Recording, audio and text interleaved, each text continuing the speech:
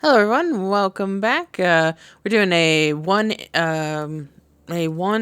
enclosure build today. It's going to be a T-Rex stadium that houses a pair of T-Rexes, as well as a small group of Styracosaurs. Uh, Basically, because they're my favorite ceratopsian in the game. I love their spikes. Kind of look like some crazy punk rock heavy metal hairdo, and I dig them. And I like the coloring, so they're gonna be with the T-Rexes in the enclosure. As you can see, some weird shenanigans are going on. Yes, those are stadiums from that usually attach to a lagoon.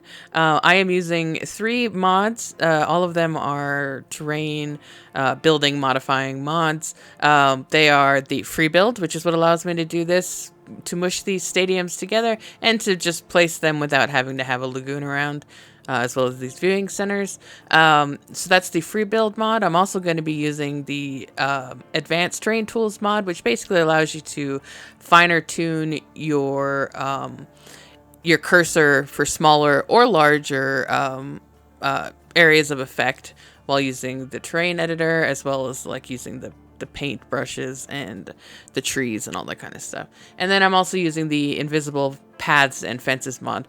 All 3 of these mods are by Kaiodenic, who's an awesome modder who makes really great, almost necessary mods for things like sandbox and stuff like that to help your building experience. So yeah, I just kind of wanted to make a nice big enclosure for the T-Rex and some quote-unquote friends. I was making something kind of similar to this in a park that I kind of just have to test ideas out and stuff like that. So I made it much smaller scale. It was only with a couple stadiums. And I liked it, so then I wanted to make a much bigger version of it. So this takes up half of the Pennsylvania map. So what you can see right here, with all these hills and stuff that seem to be going up very quickly. I mean, obviously they're going up quickly because of the speed, but that's also because of the terrain tools. They're really great along water. The way that it just pulls the ground up around the water, so it gives you that nice ravine kind of thing going on. It's really awesome.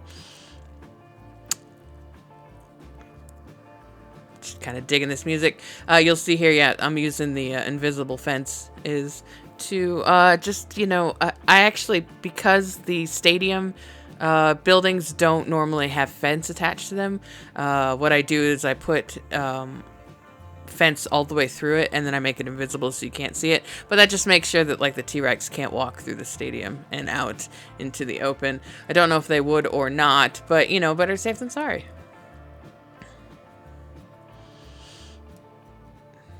Just gonna do a little building up of some guest areas over here, some paths and trees, and you can see me having a breakdown in a minute because I can't get the trees to fill in this area. It drives me crazy.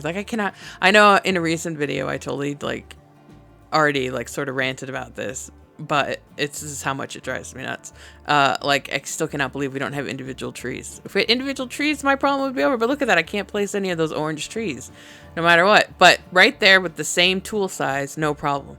In the same area, same tool size, no problem. But because I have some lamps and stuff there, it doesn't let me, and that's just insane, because if you put the trees down and then you put the lamps there, the trees don't go away anymore like they did in the original game. So I don't understand why it's not something that can be done in the opposite direction. But it just I'm very easy to please, but you have to actually do it, you know what I mean? Just a few trees in Prehistoric Kingdom, and I try not to, I'm not trying to have a war between Prehistoric Kingdom and Jurassic World Evolution. I really want them both to be really awesome games. And honestly, to a point, Jurassic World still beats it out a lot of times because it's nostalgic for me.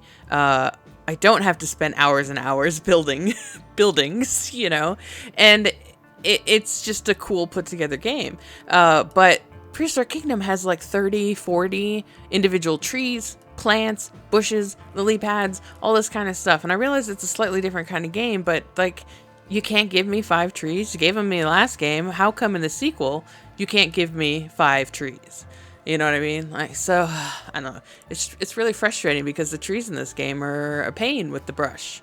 No matter what, you know. Even with mods, it's still a pain. Like, so, I don't know. I always want Jurassic World to be good. Like, I never want it to be bad. I'm never happy that it's bad. I always want it to be a good game. And sometimes it just, you know, disappoints on a really spectacular level, on really weird random things, you know? Like, things that were in the last game that aren't in this game. And they did so many great things too. Like they made it so, like in this park, you'll see various things from different eras. You know, in the original Jurassic World, we had to have the mixed era mod in order to be able to play with Jurassic Park buildings and Jurassic World buildings. But here in this game, we have that, and you can play with 3 different eras of buildings. And that's awesome. And they listened, and that was great. See, look right here. Like I can't get any bushes or trees to plant there. But in the 4 sections next to it, which are exactly the same, I could. And that doesn't make any sense. Here I can't get a tree to go up barely, you know, like it doesn't make sense. It's almost identical spaces and one doesn't work. I don't understand that. But anyways, yeah, so I love this game, but it drives me crazy like that. All those trees went up, but not in the spot I wanted it to. And then I put a different kind of tree there and it went up. It's baffling. I don't understand it sometimes. Like there's something off with the not the pathing, but just like the spatial recognition, it seems like. So I don't know. I mean, I'm not by any means a video game developer, but you know, to compare again to Prehistoric Kingdom, you can place anything anywhere. You don't need mods to put 2 buildings right next to each other if you want to. You know, that's how it is. It basically lets you build everything on top of each other, and if it doesn't work, it's all like, well, like that's your fault, not the game. You know, the game's like, well, I mean, you know, if that doesn't look good, whose fault is that? If you're wondering what I'm doing right here, because of the terrain tools, sometimes they really stretch the terrain, and the dinosaur, the AI isn't prepared for that. So, you know, a T-Rex will walk up like a 90-degree angle if given the chance. It doesn't matter in the game. It doesn't matter to the guests. It's not like real players are going to see this unless I show a video of it so I can edit it out.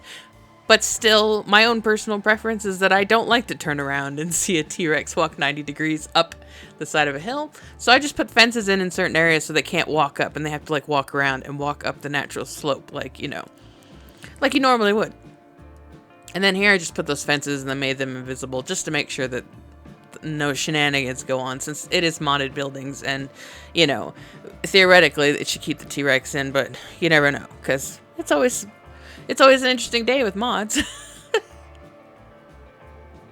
So anyways, I'm just you know, decorating this area, filling it in, painting some terrain. I don't know if you noticed when the hills were going up, but you know, I have the auto paint on so that it paints the top to look like rocks and the bottom to look like grass. And that's from the new update. That's not a mod or anything. That's from the new update if you weren't already aware. And I like it. That's a really cool tool, because I'll be perfectly honest, I wouldn't probably, if it wasn't going to be completely exposed, I probably wouldn't bother to paint it.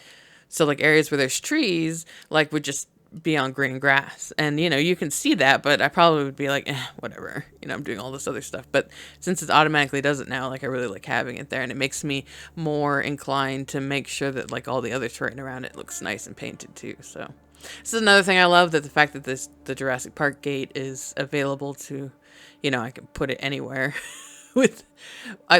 Honestly, I'm pretty sure that is an availability. It's like, that's something you can do now, I think. I don't think you need a mod for that. Like, but I'm not 100% certain. I'm not sure if I placed it without the mods. But yeah, so this is just building up the last of the guest area. Just a couple more shops, bathrooms, trees, because we never have enough trees. Just like we never have enough rocks. Rocks and trees make the world go round, and I would just love if Jurassic World would give me more. I mean, they gave us like, what, 20 rocks? It's good stuff. I love it. Now we just need trees. Sorry, that's probably going to be like my thing for eternity until they give me trees. It's just to be like, I can't believe we don't have individual trees. I'm really happy though to see like that some of the people that I watch that focus like very heavily on like speed builds and stuff like that, like they've mentioned it too, like the lack of trees. So I definitely feel like I'm not just being insane. about the trees. All right, so that's the end of the build, and this is the tour. This monorail, it doesn't have any other stops. I like to use the monorail a lot as a ride, basically, and it goes all around the outside of the enclosure, so you can see the dinosaurs from up above. Might even have a better view, quite frankly, than the stadium. I love the color randomization on the shops now. I just go for like the gaudiest, most insane colors. I'm not entirely sure why I put that photo stop thing there. For fun, I guess. Because that you can't normally place without putting down like the gyrosphere. But I was all like, yeah. It's like a security camera. I should have put more. It looks really weird and inconsistent with only one, but whatever.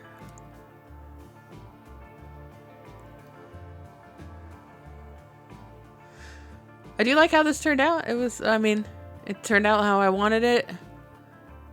I think this would be a neat idea for like an actual like zoo type thing. And actually my zoo here where I live, our local zoo, has something kind of like this, but not nearly as extravagant. Like it's not like covered metal seating. It's just like concrete stair type seating, and it's around like a an elephant enclosure. So it's that concept, but this is far more high-tech looking than ours, because our zoo is very old. Here's our Rexies. I always do the random color now, and the Rexies came out very bland compared to Styracosaurus. But I always go with whatever I get, so I'm not going to terminate dinosaurs because they weren't the color I liked when I picked random to begin with. The Styraco is enjoying itself. I love these new behavior animations. They're very cute. Alright, well, that is going to wrap things up for this episode. As always, I appreciate you checking it out. If you're new here, consider subscribing. I'd love to have you around. Likes and comments are always appreciated. I try to reply or, react to every comment I get. And we'll do so with yours if you leave one. Let me know what animals you'd like to see in the next speed build. And till next time, have a good one.